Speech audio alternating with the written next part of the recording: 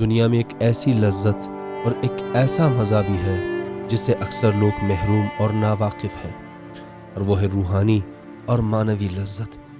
اپنے آپ کو اللہ کے قریب محسوس کرنے کی لذت، اللہ کی اطاعت، بندگی اور عبادت کرنے کی لذت، اللہ کی محبت کو محسوس کرنے کی لذت، اللہ کی بارگاہ میں حقیقی توبہ کرنے کی لذت، اللہ کی بارگاہ میں اپنا سر سجدے میں رکھ کر سجدے میں اللہ سے گفتگو کرنے کی لذت، اپنے آپ کو اللہ کے آغوش میں پانے کی لذت، اللہ کی محبت کو محسوس کرنے کی لذت، اس حقیقت کو محسوس کرنے کی لذت کہ اللہ بغیر کسی لالچ اور بغیر کسی مطلب کے ہم سے عشق کرتا ہے، اللہ کی بارگاہ میں حقیقی توبہ کرنے کی لذت۔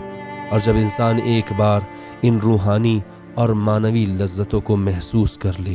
تو انسان اس کے بعد